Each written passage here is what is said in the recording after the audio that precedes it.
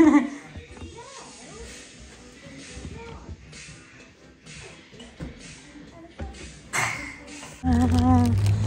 niyo, nagpunta na naman pala dito mga kachika, yung mga gypsies, mga kachika. Kasi plan na naman nila nagpunta sila dito. Kasi ang bilis lang talaga ng ano ba. Hindi ako nag-expect ba na makaabot talaga ako sa...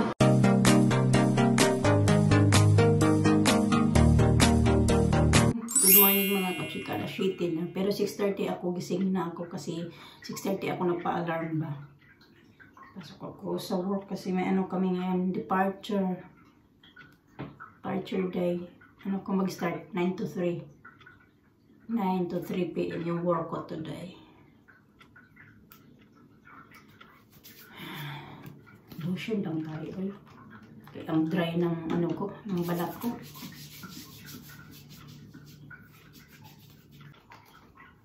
Mga 30 minutes na lang gigisingin ko na yun si Alina at saka si Alisa.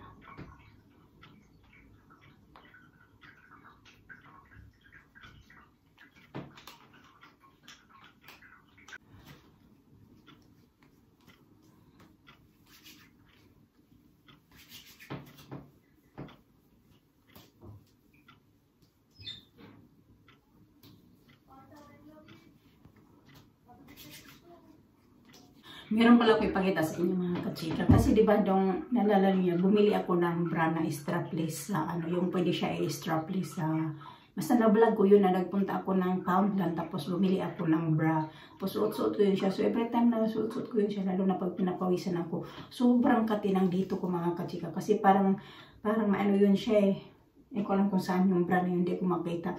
Kasi yung, parang yung dito niya na side na part ng bra ay meron siyang parang guma. Tapos pag sinusuot ko siya, parang ang init ba sa balat ba mga kachika ba.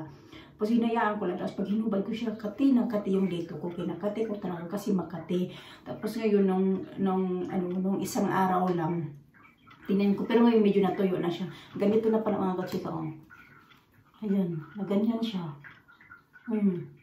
Ito lang yun lang din naman yung bra na yun na nagsimula na. Kasi diba bago ko lang yun siya nabili. Binili ko nga kasi wala akong strapless na bra.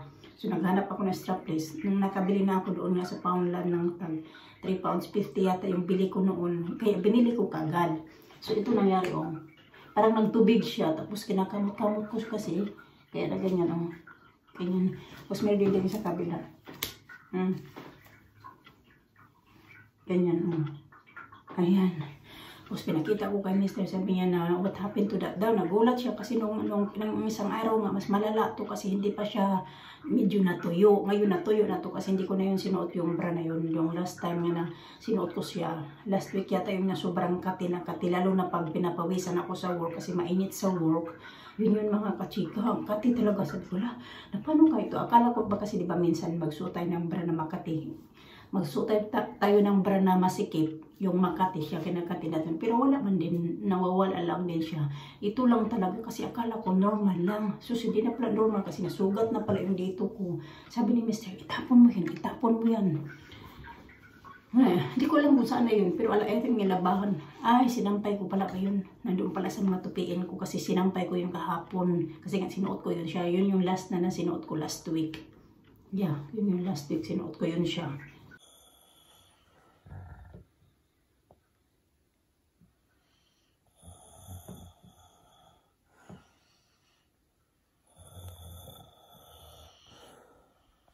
So, ayan pala yung nabili namin mga kachika sa, nung napunta kami sa, ano ba yun?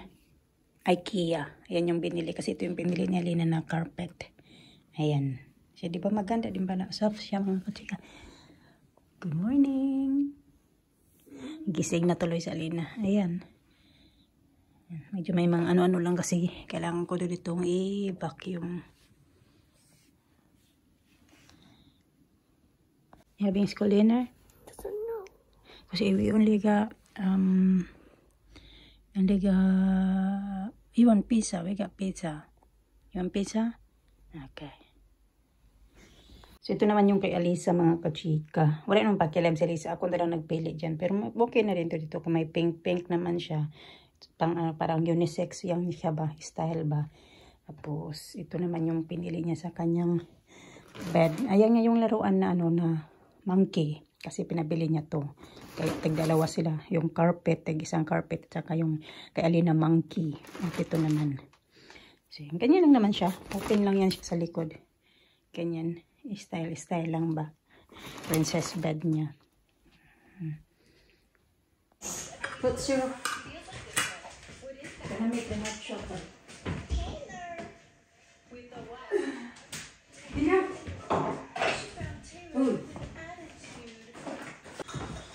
Syrup. Yeah, we put syrup in your coffee. Help me. Oh.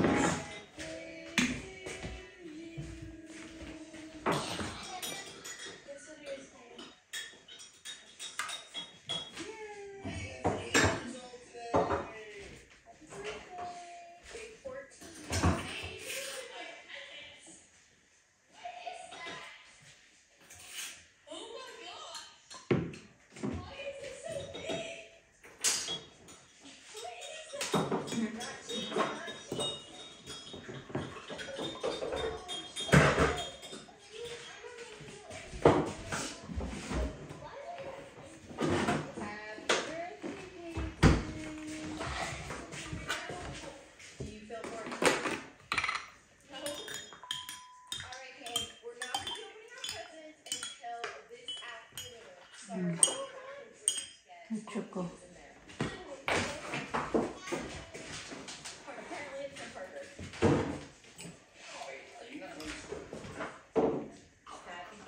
Nag-init ako ng milk para sa kanilang porridge. So, ready na yung, ano nila. Ito yung kay Alisa. Ayan. Yung ganito ni Alisa, kinain niya na kahapon. Kaya kay Alina yan. Ito naman yung tawag ni Alina ito, kebab fruits. Tag-tatlo sa kanila. Ayaw kasi ni Alina ng blueberries kay Alisa. May grapes, blueberries at saka strawberries. Alina grapes lang at saka blueberry. Grapes. Ha? Madam Alisa! Good morning! Sinaw. Come here, I'm gonna put you sunscreen bee.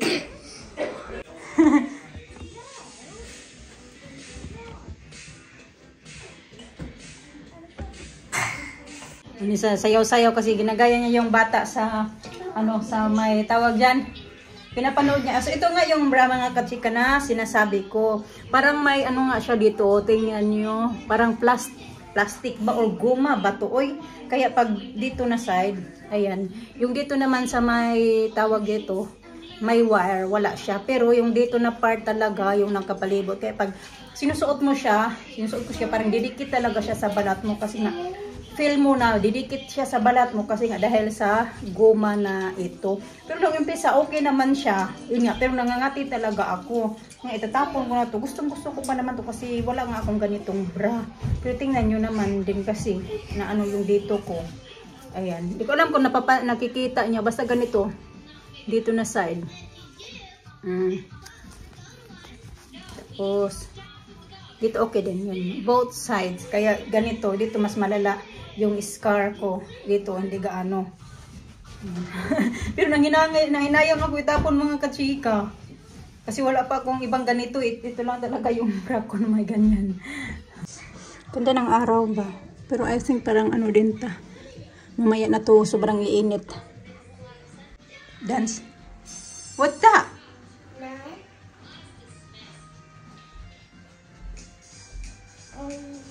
Are you wear that one later? Yeah, you can wear that one later.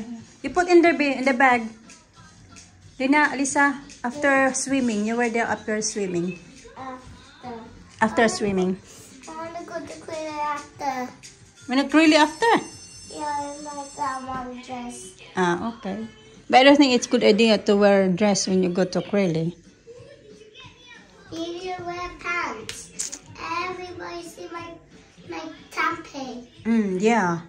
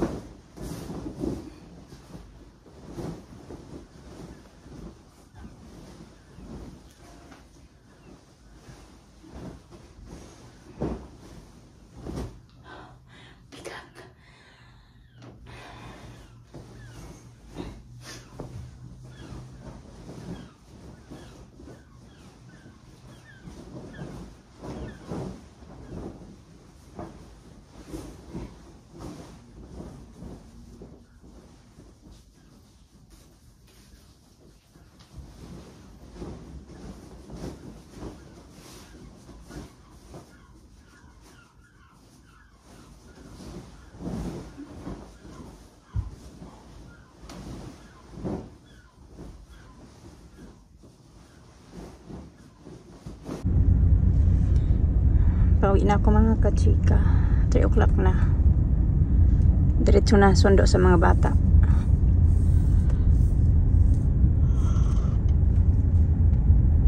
Red. I'll share it with you. Yeah. What one? 55.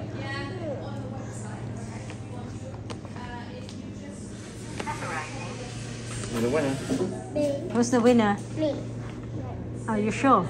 Oh, here it comes. You won. You won. Are you share this one? Yeah. Share it. Share it. Help me. Share it. Share lang, share. Sus, ang weather natin ngayon mga kachika ay parang Pinas. Naiinitan ako kay... Hold my hands na. May... Ang tawag dyan. Ayan. Suot ko pa yung school. O galing sa work ba. Suot ko sa work. Pero nagpalit ako ng t-shirt kasi may ibaon ako na t-shirt. Kasi magsusundo ako sa mga bata. Warm, warm, warm.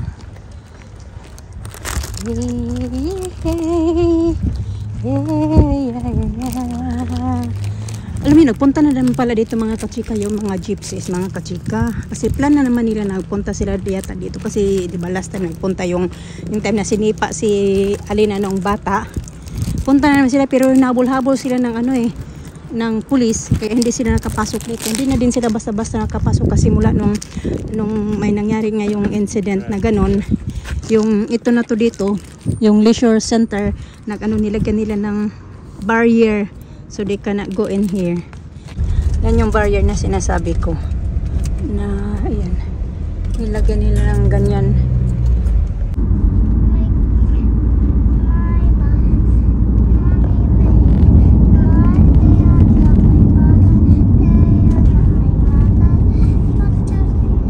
Bit na tayo mga kachika. At least yung mga bata tapos na kumain. 6:20 na. Malis lang si Mr. mga kachika kasi bibili daw siya ng parang nag-crave siya ng ito. Ganon. Sabi ko, sige, meron pa naman tayo sushi rice. Tapos bibili yun siya ng avocado kasi wala kaming avocado. At meron akong cucumber dyan sa fridge. Yun lang, avocado. Tapos meron din kaming crab dyan. So yun lang talaga yung... hindi ko na pala yan ipapasok kasi lulutuin ko yan mamaya. Sandit lang yung kasi yun lang yung bibili niya. At least yung mga bata tapos na sila kumain. Mag-ano na lang yan sila, papaisip ko na lang yan. Mamaya before matulog. Ang daming hugasan. Kanina pa itong umaga mga kachika na hugasan. Kasi malis din si Mr. kanina eh. Kaya ayan, yung hugasan hindi na hugasan. May laka din siya kanina. Si Alisa one as well. So it's only 2. Ligpit muna ako dito mga kachika. Alam niyo ba, 5 days talaga ako sunod-sunod sa work mga kachika kasi wala doon nasa holiday yung aming head ba ng housekeeping kaya nag-holiday siya. So kami naman busy talaga kami sa work. Tapos yun yung departure namin today. Sobrang busy, ganun. Pero at least bukas ko na din 2 days off ko bukas at saka sa Friday yung day off ko naman, ganun. Thank you Lord, makapag-day off din naman ako, makapagpahinga din ako ng 2 araw ba na hindi ko makailangan mag-rush papunta sa work, mag-ayos ng mga bata sa umaga. Saka lang yung mga kachika, hindi ko in-expect na mag-1 year na pala ako dyan. Siguro sa next week, mag-1 year na ako dyan sa work na yan. As in, ang bilis lang talaga. Hindi ako nag-expect ba na makaabot talaga ako sa 1 taon na sa work na yan. Kasi nga, nag-start ako last year. Tapos alam nyo na, di ba, bali pangatlong trabaho ko na yan. Yung una kong trabaho talaga yung nag-work ako as a carer. Lang ako, 3.5 months lang ako noon. Tapos yung doon naman sa, yung domestic helper, domestic cleaner din ako doon sa nursing home, lang ako doon, 8 months. So dito talaga ako nagtagal. Siguro naisip ko, siguro nagtagal ako dyan kasi gusto ko yung, dati ko pa talaga gusto magtrabaho sa hotel ba, ganon. Kahit dati pa talaga gusto ko magtrabaho sa hotel, kaya siguro nagtagal ako dyan kasi gusto ko yung trabaho ba, yung na-enjoy ko ba yung trabaho ko, yung parang gano'n, parang timing lang din, yung timing lang kasi si Alisa nag-start na din mag-school, kaya medyo na fit ba sa akin yung time ba na papasok sila sa school, ako naman papasok sa work. So dati kasi medyo mahirap kasi si Alisa wala pa sa school, tapos yun na, mahirap pa minsan, may lakad si Mr. tapos walang bantay yung mga bata, ganun. Kaya ngayon, parang thank you Lord talaga kasi hindi ako hindi ko inasahan ba na aabot talaga ako ng 1 taon dyan sa work na yan. Ay, thank you Lord. Happy lang ako kasi alam nyo na, kahit pa paano maabot nga kasi. Dati sinasabihan ako yung, di ba, nung lumipat ako sa work na yan, tapos sabi ng mga nag-comment sa akin na bakit hindi ka daw nagtatagal sa mga trabaho mo kasi alam nila kung dati pa yun sila na nanonood talaga sa mga videos namin. Bali pangatlong simula na nag-start ako na mag-work ay pangatlong work ko na talaga yung work na yan. Siguro nagtagal talaga ako kasi nga gusto ko siya, na-enjoy ko siya, although nakakapagod talaga yung trabaho na yun. Hindi easy mga katsika. Pag hindi departure, okay naman siya, parang caring mo yung pagod. Pero pag once na departure, alam mo yun yung kaya kanina nakita nyo na mabibigat yung duvet, lalo na yung mga malalaking bed, mabigat talaga mga katsika. Tapos ilang lilinisan mo, 10 to 11 rooms talaga yung lilinisan mo, tapos may limit pa. Pero pag dati yung sa work ko naman sa nursing home, naman siya yung parang anong tawag dyan, yung magaan lang kasi 6 hours ako magtatrabaho doon, tapos kailangan ko linisin 18 rooms lang, as in hindi pa yung lang mag-map ka lang ng floor, mag-clean ka lang ng toilets, ng mga residents, tapos magpunas-punas, yun lang talaga yung trabaho mo. Unlike pag sa hotel talaga, mabigat yung trabaho mo nga kasika. Siguro kung yung mga ibang viewers namin na nagtatrabaho ng hotel, makaka-relate kayo kasi hindi talaga siya ganun kadali mga kachika. Bihira lang yung mga nagtatagal sa ganung mga yung mga trabaho kasi mabigat talaga.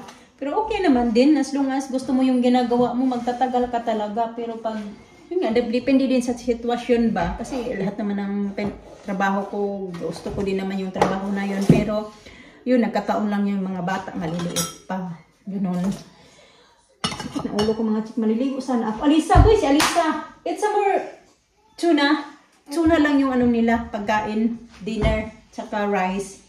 Kaya saglit lang pagdating namin, pagkain agad. Dinisin ko na ito dito mga katsika. Kaya magsasaing din ako ng rice. O nandito pa yung nugasan ko pa ito. Kinilutuan ko kayo ng porridge kayo na umaga. Nandito pa, nakababad. So dumating na pala yung mga katsika, nagpunta sa Sainsbury's. So magpabili ako ng corn. 3 items lang yung pinabunta ko doon. Corn at saka ito, avocado nga, at saka bread, kasi wala na kaming white bread. So, ito yung dinagdag niya, macarons, at ayan, nagdagdag din yan, kaya nga, just in case na maubusan kaming tamang-tama, kasi kaunti na lang pala din yung natira. Last na lang yung ihalo ko tonight. Ayan, cheese cake, maple syrup, at wasabi. Ayan, bilhin nyo. Kasi ilaw pa yan. Siguro siya, mayroon siyang loss doon na avocado na medyo na siya. Soft na ba. Blueberries, sushi rice. Tamang-tama kasi yung sushi rice din ay yun na lang din last na niluto ko. Wala din kaming frozen. So, ayan yung nabili niya.